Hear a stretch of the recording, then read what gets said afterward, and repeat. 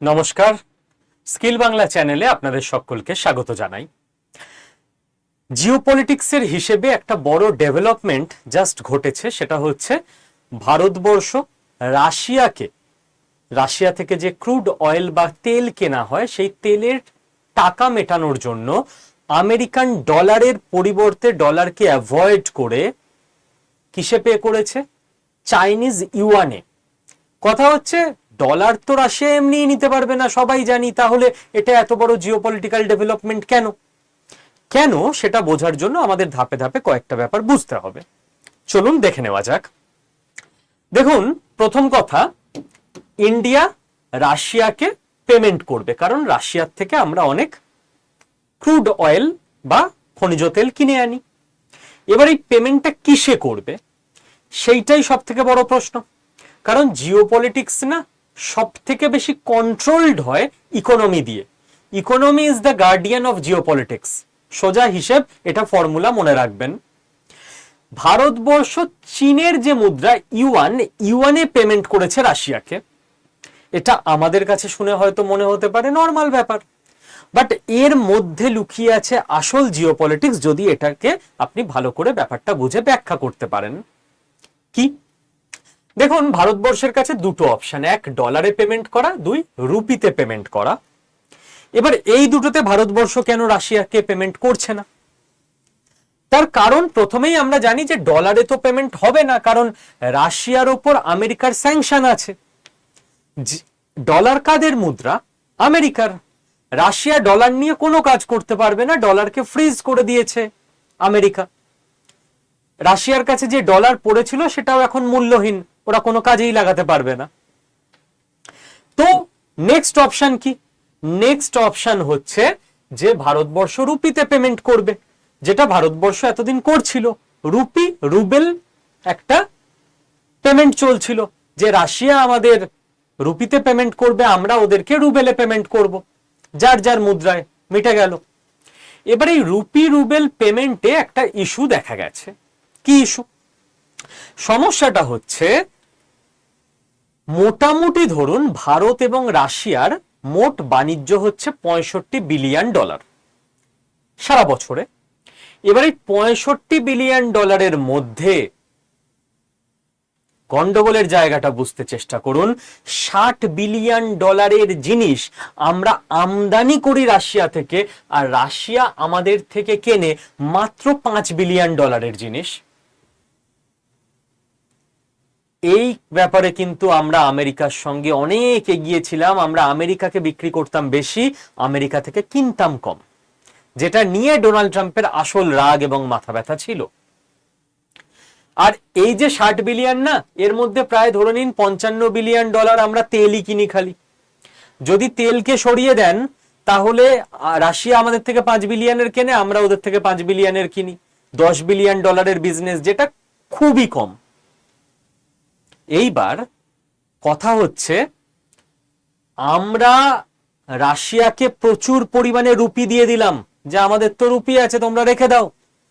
রাশিয়ার কোনো আপত্তিও ছিল না, রাশিয়া আনন্দে নিয়েও নিচ্ছিল এতদিন। এবার রাশিয়ার যেটা জেনুইন প্রবলেম, যে আমাদের কাছে এত রুপি, আমরা করব কি? এই রুপিটা আমরা দেব কাকে? ইন্ডিয়া থেকে আমরা আবার পাল্টা কিছু কিনলে তখন ইন্ডিয়াকে রুপি দিয়ে আমরা শোধ করে দেব। বাট ইন্ডিয়ার থেকে আমরা কিনি 5 টাকার, যদি আমরা এইভাবে বুঝি, আর ইন্ডিয়া আমাদের থেকে কেনে 60 টাকার। তাহলে ইন্ডিয়া 60 টাকার মাল কিনে 60 রুপি আমাদের দিয়ে দিল। আমরা পাল্টা 5 রুপি দিয়ে ইন্ডিয়ার থেকে জিনিস কিনলাম, 55 রুপি তো এক বছরে আমাদের কাছে জমে গেল। 55 রুপি দিয়ে আমরা কি করব?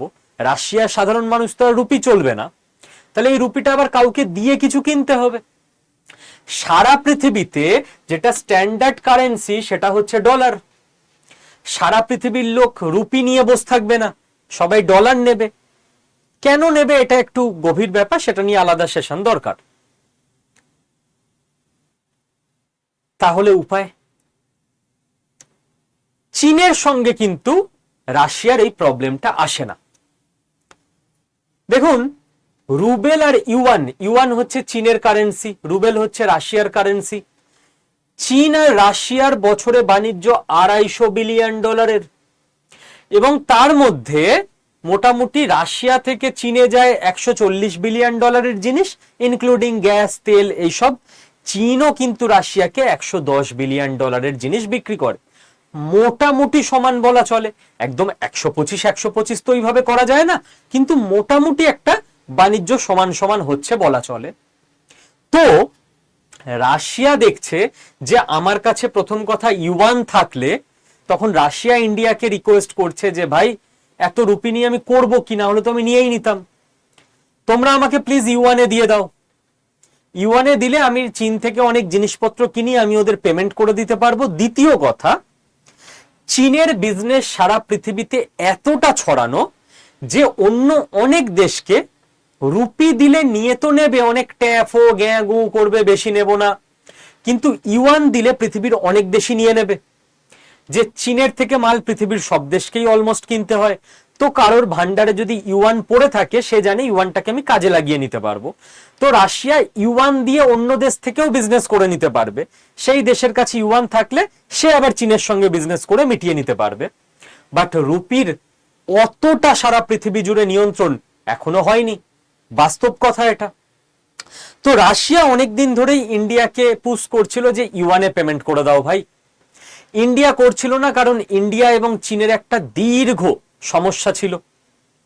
এবার ইউয়ানে যদি ইন্ডিয়া পেমেন্ট করে, তার মানে আন্তর্জাতিক স্টেজে অটোমেটিক ইউয়ানের ডিমান্ড বাড়বে, মানে ইউয়ানের ভ্যালু বাড়বে, মানে ইউয়ান শক্তিশালী হবে।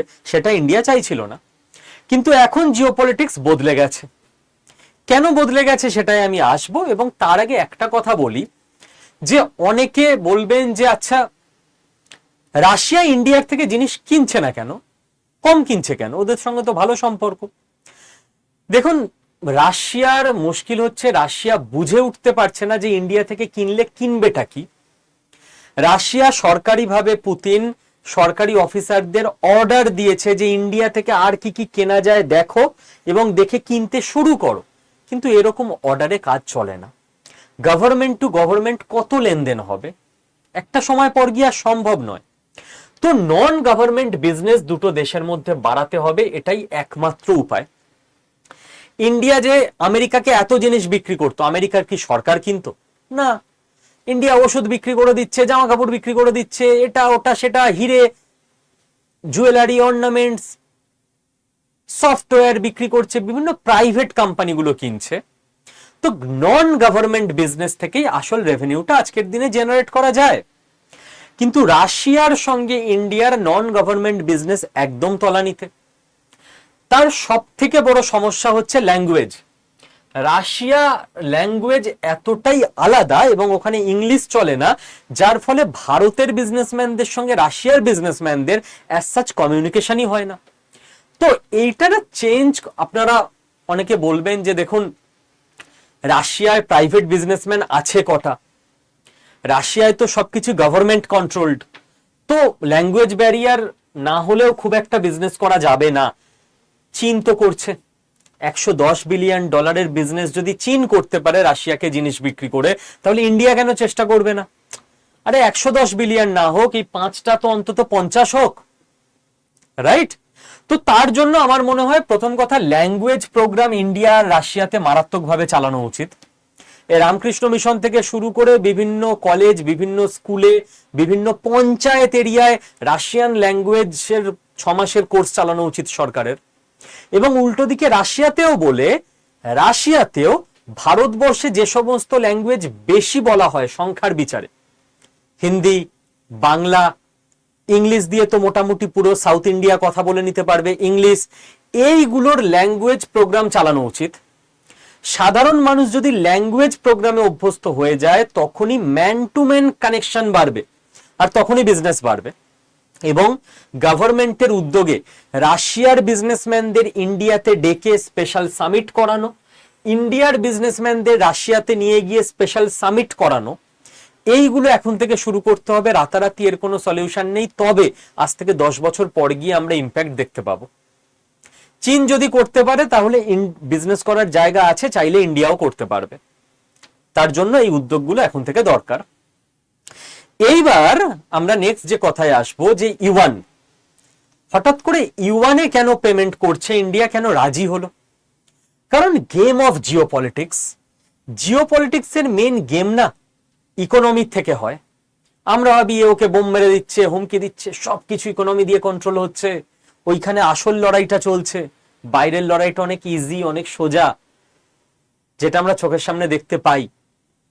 দেখুন জিওপলিটিক্সে না কোনো পার্মানেন্ট ফ্রেন্ড বা পার্মানেন্ট এনিমি কিছু হয় না, অনলি ন্যাশনাল ইন্টারেস্ট ম্যাটার্স।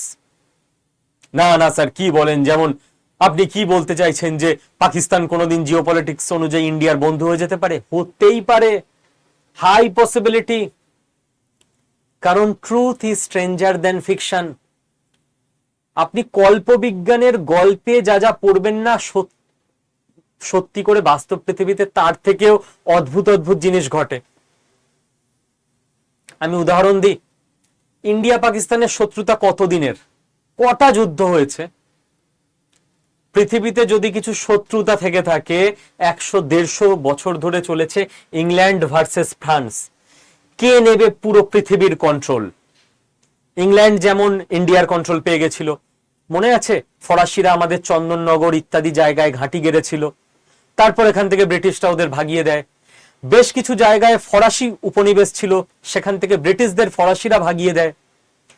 এদের মধ্যে যে লড়াই চলেছে, কে থাকবে 1 নাম্বার জায়গায়? জেনারেলি যত টাইম এগোচ্ছিল ইংল্যান্ড চলে আসছিল 1 নাম্বারে, ফ্রান্স চলে আসছিল 2 নাম্বারে। চলেছিল পৃথিবীতে 150-200 বছর, মোটামুটি ওই 1700 থেকে শুরু করে 1900 এরকম সময় পর্যন্ত। এর পরেই কিন্তু আমরা দেখলাম আস্তে আস্তে ইংল্যান্ড এবং ফ্রান্স এবং পর্তুগাল এবং ডেনমার্ক এদের হাত থেকে, মানে ইউরোপের 3-4টে মেন দেশের হাত থেকে বিভিন্ন দেশগুলো বেরিয়ে যাচ্ছিল, এশিয়া এবং আফ্রিকার এবং আমেরিকার, ল্যাটিন আমেরিকার। তারা স্বাধীন হচ্ছিল একে একে, এবং লাস্টের দিকে ভারত টারত সবাই একের পর এক স্বাধীন হতে শুরু করে। এবং এই গোটা টাইমটায় প্রথম বিশ্বযুদ্ধ, দ্বিতীয় বিশ্বযুদ্ধের পর্বে মারাত্মক স্পিডে ইকোনমিক্যালি ওপরে উঠে আসে হঠাৎ করে আমেরিকা। আপনি চলে যান 1700-1800, আমেরিকার নাম খুঁজে পাবেন না পৃথিবীর ইতিহাসে। কোথায় ওরা? ইভেন আমেরিকাও ছিল পরাধীন জাতি, ওরাও স্বাধীনতা সংগ্রাম করে তখন জাস্ট স্বাধীন হয়ে তখন নিজের দেশকে 100-150 বছর ধরে ডেভেলপ করতে শুরু করলো। আর তারপর 1950-এর মাঝামাঝি এসে কি হলো? আমেরিকার হাতে নিউক্লিয়ার উইপেন, টাকাই টাকা, একের পর এক ইন্ডাস্ট্রি, সারা পৃথিবীতে অস্ত্র বিক্রি করছে আমেরিকা। হঠাৎ করে ইংল্যান্ড ফ্রান্স সবাইকে পিছনে ফেলে দিয়ে আমেরিকা উঠে এলো 1 নাম্বারে। এবং তখন ইংল্যান্ড আর ফ্রান্স কিন্তু নিজেদের মধ্যে লাস্ট 150 বছর ধরে চলা বা 200 বছর ধরে চলা শত্রুতা ভুলে এক হয়ে ইউরোপ হয়ে গেল, ইউরোপিয়ান ইউনিয়ন। যে ইউরোপের মধ্যে প্রত্যেকটা দেশকে মেরে ফাটিয়ে দিয়েছে, তারা এক হয়ে গেল ইউরোপীয় ইউনিয়ন। কেন? কারণ এবার ইউএস এর সঙ্গে আমেরিকার সঙ্গে লড়তে হবে, তো নিজেদের মধ্যে মারামারি রাখলে চলবে না। আপনার পাড়ায় ধরুন দুটো বাড়ির মধ্যে মারাত্মক মারামারি ফাটাফাটি, ভগবান না করুক কালকে পাশের পাড়ার লোকজন আপনার পাড়ায় এসে ঝামেলা করুক, অ্যাটাক করুক, দেখুন হঠাৎ করে দুজন একসঙ্গে লাঠি নিয়ে বেরিয়ে পড়বে, ওই আমাদের পাড়ায় কি বলছিস রে?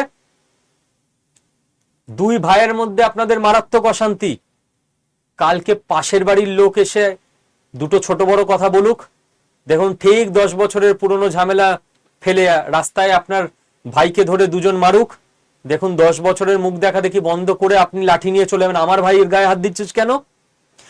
যখনই আর একটা ফোর্স বেশি শক্ত হয়ে যায় তখনই কিন্তু সেকেন্ড থার্ডে থাকা লোকজন একসঙ্গে ইউনিটিতে চলে আসে। এটা জিওপলিটিক্সের সব থেকে বড় হিসেব। আবেগে জিওপলিটিক্স চলে না। এই ফর্মুলা মাথায় রাখলে আপনি যে কোনো জিনিস কি ঘটছে পৃথিবীতে, কি ঘটতে পারে, এটা সহজেই অনুমান লাগাতে পারবেন। এবং তারপরে দেখুন ইউএস ভার্সেস ইউরোপ চলছিল। ইউরোপ বুঝতে পারলো আমেরিকার সঙ্গে আমরা পেরেই উঠবো না, ইউরোপ চলে এলো ইউএস এর লবিতে। যে ইউএস এর ওপর ইউরোপের দখল ছিল, ইউরোপের হাত থেকে দখল মুক্ত হয়ে স্বাধীন হলো, সেই ইউএস এখন লিড করছে আর ইউরোপ চলে গেল ওদের পিছন পিছন। প্রভু বলুন কি করব? কারণ ওরা বুঝে গেল ভাই এখন আমরা ইউএস এর সঙ্গে লড়াইতে দাঁড়ালে আমাদের মেরে ফাটিয়ে দেবে।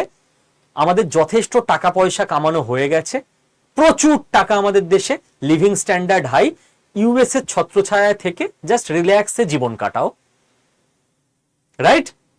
এবং উল্টো দিকে পৃথিবীর যুদ্ধের ময়দানে কখনো অপোজিশন ফাঁকা থাকে না। কে উঠে এলো? রাশিয়া, ইউএস এর এগেনস্টে। এবং দেখুন ইউএসএ আর ইউরোপের এই যে লবি, এটা দিন দিন স্ট্রং হচ্ছিল। রাশিয়া ইউএসএসআর ভেঙে গেল, রাশিয়া আস্তে আস্তে আস্তে আস্তে দুর্বল হতে লাগলো, 15টা দেশ তৈরি হয়ে গেল ইউএসএসআর ভেঙে গিয়ে। অপোজিশন কখনো ফাঁকা থাকে না। হঠাৎ করে লাস্ট 20 বছরের রকেট স্পিডে উঠে এলো চায়না, এবং আস্তে আস্তে রাশিয়া তথা সমস্ত দেশ বুঝতে পারলো যে ইউএস এর সঙ্গে ইউরোপ পুরো ঢুকে গেছে। চীন এবার টক্কর দেওয়ার জন্য উঠে আসছে। চীনের পিছনে সাপোর্টে দাঁড়িয়ে গেল রাশিয়া, যে আমার আর ক্ষমতা নেই একা ইউরোপ বা আমেরিকার বিরুদ্ধে লড়ে নেব, তো চায়না লড়বে, আমি ওর পিছনে পুরো সাপোর্টে দাঁড়িয়ে থাকব। এবং এই টোটাল গেমটায় একটা মেন প্লেয়ারকে নিয়ে চিন্তা হচ্ছিল, সেটা হচ্ছে ইন্ডিয়া। কারণ যেরকম বিহারের পলিটিক্সে আপনারা দেখবেন যে নীতিশ কুমারের কটা এমএলএ? 45টা আমার ধারণা। বিজেপি মনে হয় সব থেকে বড় দল ওখানে, তারপরে সেকেন্ড বড় দল আরজেডি, লালু প্রসাদ যাদবের দল। দেখুন আরজেডি যে সেকেন্ড দল, সে অপোজিশনে আছে। বিজেপি যে সব থেকে বড় দল, সে মুখ্যমন্ত্রী পায়নি। চিফ মিনিস্টারকে নীতিশ কুমার, যে থার্ড, কারণ থার্ড যেদিকে যাবে সরকার সেদিকটায় তৈরি হবে। তো এই মুহূর্তে 1 নম্বরে ইউএসএ, 2 নম্বরে চায়না, থার্ড শক্তিকে ইন্ডিয়া।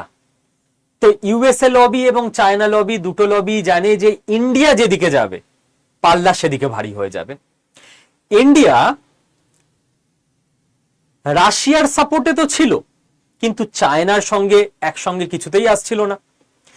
এবং মাঝখানে চায়নাকে কাউন্টার করার জন্য আস্তে আস্তে ইউএসএ লবির দিকে ইন্ডিয়া কিন্তু যাচ্ছিল।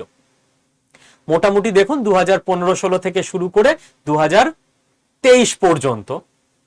কিন্তু হঠাৎ করে জিওপলিটিক্যাল চেঞ্জ, আমেরিকা ইরানকে কাউন্টার করার জন্য পাকিস্তান ইনভেস্টমেন্ট করা শুরু করলো, এবং ইন্ডিয়াকে রাশিয়ার থেকে সরানোর জন্য চাপ দিতে দিতে আমেরিকা এমন অবস্থা সৃষ্টি করে দিল যে ইন্ডিয়া এবার ফিক্সড ডিসিশন নিয়ে নিল যে আমরা তৈরি করব আরআইসি, রাশিয়া, ইন্ডিয়া, চায়না, রিক, ট্রয়কা গ্রুপ, আরআইসি। তার মানে ইন্ডিয়া চলে এলো এবার এই লবিতে। তো একদিকে আমেরিকা এবং তার সঙ্গে ইউরোপ জুড়ে গেছে, এবং এই দিকের লবিটা এখনো পুরোপুরি জুড়ে গেছে বলবো না, কিন্তু রাশিয়া, ইন্ডিয়া, চায়না মারাত্মক একটা স্ট্রং ডেভেলপমেন্ট এবং বন্ডিং গড়ে উঠছে। এই যে গড়ে উঠছে তার এক একটা বার্তা হচ্ছে এগুলো। ইন্ডিয়া নিজের প্রতিযোগী চীনের মুদ্রাকে স্ট্রং করার জন্য চীনের মুদ্রায় পেমেন্ট করতে শুরু করে দিয়েছে, যেটা ইন্ডিয়া এতদিন ভুল করেও করছিল না। কেন ইন্ডিয়া নিজের ক্ষতি করছে? কারণ ইন্ডিয়া জানে যে এই মুহূর্তে কখনোই এটা সম্ভব নয় যে সারা পৃথিবী রুপিকে মেনে নেবে। তো আমাদের এখন মেন শত্রুতা ডলারের সঙ্গে। ডলারকে যে মোকাবিলা করতে পারবে ইউয়ান, তাকে এখন সাপোর্ট জানাতে হবে। ভুল করেও ভাববেন না যে সারা জীবন ইন্ডিয়া সাপোর্ট জানাবে। যেটা জিওপলিটিক্সে ঘটতে বাধ্য, 2038 সাল নাগাদ ইন্ডিয়া ভার্সেস চায়না শুরু হবে। কারণ 2038 সাল নাগাদ চীন চলে আসবে ইকোনমির দিক থেকে 1 নম্বরে, 2 নম্বর এবং 3 নম্বর জায়গায় থাকবে ইন্ডিয়া আমেরিকা বা আমেরিকা ইন্ডিয়া। সেটা এখনো ঠিক করে বলা যাচ্ছে না, বাট চীন 1 নম্বরে চলে আসবে। যেই মুহূর্তে চীন 1 নম্বরে চলে আসবে, ব্যাস এবার কিন্তু 1 বনাম 2 শুরু হয়ে যাবে, মানে চীন বনাম ভারত। এবং রাশিয়া, ইউএসএ, চায়না বলছি, ইউরোপ, এরা কোন দিকে যাবে কেউ জানে না। হতেই পারে যে চায়নার এগেনস্টে রাশিয়া, আমেরিকা, ইউরোপ একসঙ্গে ইন্ডিয়াকে সাপোর্ট করছে সেই সময় 2039-40 থেকে। আপনি বলবেন পাগল হয়ে গেছেন নাকি স্যার, রাশিয়া আমেরিকা এক হয়ে যাবে? Everything depends on economy and geopolitics competition. হতেই পারে যে দেখা গেল ইউরোপ হয়তো চীনের সাপোর্টে চলে গেল, আমেরিকা রাশিয়া ইন্ডিয়ার সাপোর্টে চলে এলো, কারণ তখন সামনে যে দুজন প্লেয়ার থাকবে সেই দুজনের মধ্যে হবে মেন টক্কর, আর তাদের সাপোর্ট দেওয়ার জন্য ইউরোপ, আফ্রিকা, আমেরিকা, রাশিয়া, চারটে বড় শক্তি। আফ্রিকা তখন একটা বড় শক্তি হিসেবে উঠে আসবে আজ থেকে আরো 10-12 বছর পর। এরা সাইড বেছে নেবে যে কোন লবিতে আমরা যাব। ততদিন পর্যন্ত কিন্তু ভারতকে অপেক্ষা করতে হবে এবং ভারতকে খেয়াল রাখতে হবে আমার টার্গেট এখন সেকেন্ড হওয়া, ফার্স্ট হওয়া নয়। ফার্স্ট চীন হবে, চীনকে ফার্স্ট হতে দিতে হবে। সেকেন্ড হয়ে যাওয়ার পর ভারত কিন্তু তখন আর ইউয়ানকে সাপোর্ট করবে না, তখন ভারতের লক্ষ্য হবে রুপিকে সারা পৃথিবীতে যাতে ডমিনেট করতে পারে সেই জায়গায় নিয়ে যাওয়া। ক্লিয়ার? এটুকু বোঝাতে পারলাম? এবার দেখুন, শুধু যে ভারত সাপোর্ট করছে চায়নাকে তা নয়, চায়নাও জানে যে এখন ইউএস কে যে করে হোক 1 নাম্বার থেকে টেনে নামাতে হবে, তার জন্য ভারতকেও সাপোর্ট করতে হবে। তাই দীর্ঘদিন বন্ধ থাকার পর চীন ভারতের চাষিদের উপকারের জন্য ভারতকে ফার্টিলাইজার দিতে শুরু করে দিয়েছে। রেয়ার আর্থ মিনারেল যেইটা পাকিস্তান থেকে ইউএসএ কিনছে সেইটা দিতে শুরু করে দিয়েছে চীন ভারতকে, কারণ এখনো ভারতের কাছে যথেষ্ট নেই। বাউন্ডারি প্রবলেম সলিউশনের জন্য মিটিং এ বসছে চীন। জোহর মতো কোম্পানিকে চীন নিজের দেশে অ্যাপ্রুভ করে দিয়েছে, যেখানে আমেরিকান কোম্পানিগুলোকে চীন ব্যান করে রেখেছে নিজের দেশে। এবং চীন ইন্ডিয়ার মধ্যে ডাইরেক্ট ফ্লাইট চালু হয়ে যাচ্ছে এই মাসের লাস্ট থেকে। এই প্রত্যেকটা ব্যাপার বড় বড় ইঙ্গিত জিওপলিটিক্সে যে নেক্সট 15 বছর কি হতে চলেছে পৃথিবীতে। এবং যেটা আবারও বললাম, অনলি ন্যাশনাল ইন্টারেস্ট ম্যাটার্স জিওপলিটিক্সে। এখানে কিন্তু কখনোই ভুল করেও কেউ পার্মানেন্ট ফ্রেন্ড বা এনিমি নয়, অনলি ন্যাশনাল ইন্টারেস্ট ম্যাটার্স। এবার এই আলোচনাটা করলাম তো বটে, কিন্তু আমার ধারণা আপনাদের অনেকেরই ইকোনমির ধারণাটা খুব একটা ক্লিয়ার নয়, যে কেন ডলার, সারা পৃথিবীতে ডলারই কেন ইন্টারন্যাশনাল কারেন্সি, অন্য কিছু নয় কেন? ডলার দিয়েই কেন পেমেন্ট করতে হয়? সুইফট সিস্টেম কেন আমেরিকারই হাতে আছে? ডি ডলারাইজেশন, এই যে শব্দটা শুনি আমরা মাঝে মধ্যে, আদেও এটা সম্ভব? সম্ভব হলে কোন রাস্তায় সম্ভব? এবং ইন্ডিয়ার অলরেডি ডি ডলারাইজেশন নিয়ে প্ল্যান রয়েছে, সেই প্ল্যানটা এক্স্যাক্ট কি? এবং এই রিলেটেডই সম্পূর্ণ আপনারা যেটা ডেলি নিশ্চয়ই খবরের কাগজে এটা তো পড়ছেন যে সোনার দাম বাড়ছে। কেন বাড়ছে? এটা পুরোটা ডলার এবং ডি ডলারাইজেশনের সঙ্গে সম্পর্কিত। সোনার দাম কেন বাড়ছে, কত দূর বাড়বে, কত টাকা পর্যন্ত পৌঁছাবে এবং কোন সময় থেকে আবার কমতে শুরু করবে, এই ব্যাপারগুলো নিয়ে আপনাদের যদি মনে হয় যে ডিটেইলড অ্যানালিসিস করা ভিডিও দরকার, তাহলে একটু কমেন্টে জানাবেন প্রত্যেকে। আমি তাহলে আগামী কাল, পরশু, তরশু 11 তারিখ, 12 তারিখ, 13 তারিখ অন্য কোনো ভিডিও করব না। আমার 3টে ক্লাস লাগবেই, 3টে 20 মিনিট লাগবে বা 3টে 30 মিনিট লাগবে, তার নিচে বোঝানো অসম্ভব। এর পিছনে ডিটেল হিস্ট্রি আছে, ইকোনমি আছে। তাহলে ডলার কিভাবে এত শক্তিশালী হলো 11 তারিখ করে দেবো। ডি ডলারাইজেশন কি, কিভাবে হতে পারে, ইন্ডিয়ার গেম প্ল্যান কি, এটা 12 তারিখ করব।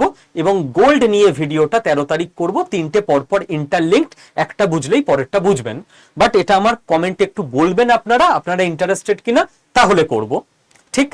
আর লাস্ট একটা কথা বলে দিই যে স্কিল বাংলা তো কোনো ইউটিউব চ্যানেল নয়, কেবল স্কিল বাংলা একটা ফ্যামিলি। আর এই ফ্যামিলিতে যারাই রয়েছেন আপনারা চ্যানেলকে সাবস্ক্রাইব করে রেখেছেন, আমার দায়িত্ব বা মিশন তাদের প্রত্যেকের পরিবারের ইনকাম যেন বাড়ে, সেটা আমরা চেষ্টা করে যাব আপনাদের প্রত্যেকের পরিবারের।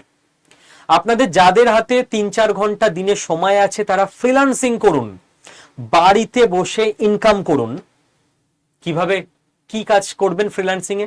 ডিজিটাল মার্কেটিং করুন। আজকের দুনিয়া তো ডিজিটাল মার্কেটিং এর দুনিয়া, এবং এআই দিয়ে ডিজিটাল মার্কেটিং করুন। দিনে 3-4 ঘন্টা টাইম যদি সন্ধ্যেবেলা দিয়ে দিতে পারেন, তো মাস গেলে 20-25 হাজার টাকা তো একটা এক্সট্রা ইনকাম হয়েই যাবে। বা আপনার বাড়িতে কোনো বাচ্চা ছেলে মেয়ে রয়েছে, বাচ্চা মানে গ্র্যাজুয়েশন, এইচএস কমপ্লিট করেছে, কেরিয়ারের জন্য স্ট্রাগল করছে, সে যদি ফুল টাইম হিসেবে ডিজিটাল মার্কেটিংকে কেরিয়ারে নিতে চায়, ফুল টাইম হিসেবে করলে 50-60 হাজার টাকা ইনকাম, এবং তারপর স্কোপ বাড়তে বাড়তে তো অনেক বড় জায়গায় পৌঁছে যাবেই সে। তাকে শিখতে বলুন। এবং এর জন্য জাস্ট উচ্চ মাধ্যমিক পাস হতে হবে, আর কিচ্ছু চাই না। 18-র ওপর বয়স হতে হবে, 80 অবধি, কোনো ব্যাপার না, বয়সের কোনো আপার এজ লিমিট নেই। বাংলা ভাষায় আমরা আপনাদেরকে শেখাবো, অনলাইনে আপনি বাড়িতে বসে শিখতে পারবেন এবং এই কোর্সের মধ্যে টোটাল অ্যাসাইনমেন্ট করানো হবে আপনাদেরকে, কোর্স শেষে সার্টিফিকেটও দেওয়া হবে। আগামীকাল থেকে 11ই অক্টোবর থেকে আমরা শুরু করছি এই কোর্স। এরপর স্কিল বাংলা চ্যানেলে আমি কোনো ফ্যামিলি মেম্বার আপনারা যারা আছেন কারোর কাছ থেকে এই কথাটা শুনতে চাই না যে আমার পরিবারের উপার্জন কম। উপার্জন কম থাকলে হবে না, নিজে ভালো থাকতে হবে, উপার্জন বেশি করতে হবে, তবে দেশ এগোবে। দেশ এগোনোর একটাই মূল মন্ত্র ইকোনমি। তো উপার্জন কি করে করবেন সেই রাস্তা দেখানোর দায়িত্ব, স্কিলড করার দায়িত্ব স্কিল বাংলার আমাদের। যারা ইন্টারেস্টেড, আগামীকাল থেকে অনলাইন ট্রেনিং শুরু আমাদের। এই ভিডিওর নিচে প্রথম কমেন্টে মানে পিনড কমেন্টে একটা হোয়াটসঅ্যাপ গ্রুপের লিংক দেওয়া থাকবে, ওই লিংকে ক্লিক করে ডিজিটাল মার্কেটিং গ্রুপে জয়েন হয়ে যান। বাকি সমস্ত তথ্য গ্রুপে জানিয়ে দিচ্ছি আমি। আর সেকেন্ড কথা হচ্ছে, ওই লিংকের নিচেই আমার আরাত্তাই চ্যানেলের লিংক দেওয়া থাকবে। প্রত্যেককে কিন্তু আস্তে আস্তে হোয়াটসঅ্যাপ থেকে আরাত্তাইতে শিফট করতে হবে। আরাত্তাই চ্যানেলে সকলে জয়েন করে যান। এই চ্যানেলের সমস্ত ভিডিওর আপডেট বা সমস্ত কিছু আপডেট আমি নিয়মিত আরাত্তাই চ্যানেলে দিয়ে থাকি। আর হ্যাঁ, যেটা বললাম যে এই 3টে টপিক নিয়ে আগামী 3 দিন আপনারা এই চ্যানেলে ভিডিও চান কিনা সেটা একটু লিখবেন, তাহলে আমি এই 3টে টপিক নিয়ে নেক্সট 3 দিন 3টে ভিডিও আপলোড করব। থ্যাংক ইউ, জয় হিন্দ, ভালো থাকবেন সকলে।